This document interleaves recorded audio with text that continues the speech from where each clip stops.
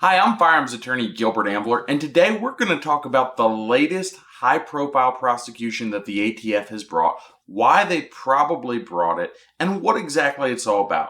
But before we dive into this subject, if you have not yet hit that subscribe button, go ahead, hit subscribe, like, comment with your thoughts, and share with your friends. That way you and your friends can keep getting this important Second Amendment-related content. And I guess it's a little bit ironic that I'm asking people to like and subscribe, because it seems in doing so, I'm placing more of a target on myself. See, what it seems is going on is the ATF likes to prosecute high-profile folks. The latest example of this is the indictment and, in fact, guilty plea of Larry Vickers. Now, most of you out there are already familiar with Larry Vickers. Decorated military vet, head up Vickers Tactical. He's been responsible with big YouTube channel, been responsible for a lot within the firearms world. And so many were surprised when it was announced that the Department of Justice had actually prosecuted Larry Vickers and he accepted a guilty plea.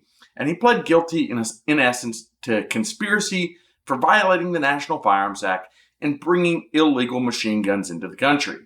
Now, when I say illegal machine guns, what do I mean by this? Because this is the basis of this prosecution. And these were not machine guns that were necessarily acquired illegally. There wasn't anything inherently wrong with the machine guns. This was an act that in the legal world, we would call Malam prohibitum. Malam prohibitum means there's nothing actually wrong. If the average person looked at what Larry Vickers had done, they wouldn't think anything of it. There's nothing inherently bad about what he did. It's bad only because the government says it's bad. And this takes us back to the Hughes Amendment, because it was with the Hughes Amendment in 1986, part of the Firearm Owners Protection Act, where the manufacture of new machine guns in the United States of America became illegal. It became illegal for civilians to acquire a machine gun that was manufactured post May 19th, 1986. And therein lies the rub. Because if you have a machine gun that is pre-86, what we would call a transferable machine gun, meaning it was manufactured and registered prior to May 19th, 1986, the prices are artificially high. And they're high because of low supply and demand. Now, every now and then you walk into a gun store, you walk into a range, and you're going to see a new machine gun on the range rental rack. How in the world, because it's a civilian shooting range, how in the world did that shooting range get that post-May 19th, 1986 machine gun?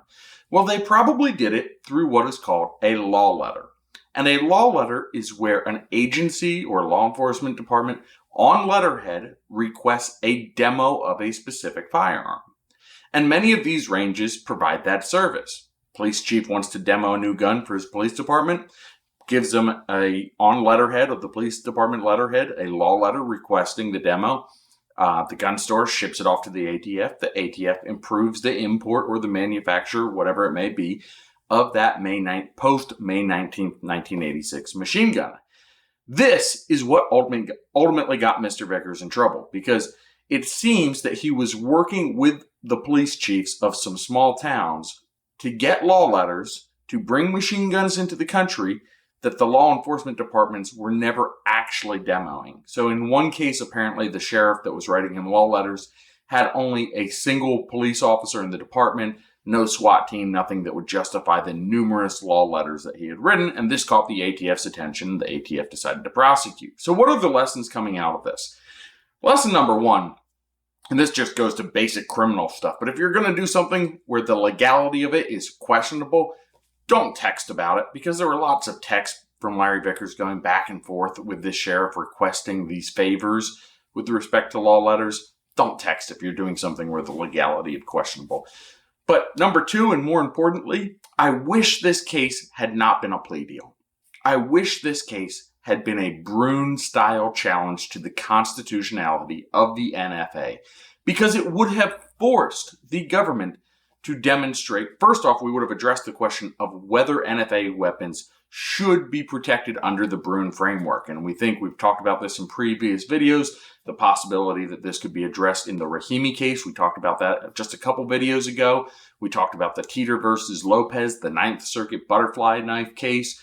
We believe at this channel, that NFA weapons, like all bearable arms, are weapons for purposes of the Second Amendment, and as weapons deserve protection. And we move on to step 2, which is text, history, and tradition, which would have forced the ATF to demonstrate that a ban on machine guns was constitutional back at the time of founding.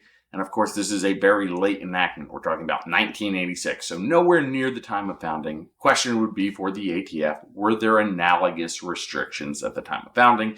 I think that would have been difficult. Nonetheless, Mr. Vickers made what must have been a very difficult and, I'm assuming, practical calculation where he decided not worth bringing this challenge, and instead he would plead guilty and save all the financial resources required to fight one of these cases. All I'm saying is it's a shame, because I would have liked to have seen the government have to dole this one out in court and actually justify the prosecution that they were bringing.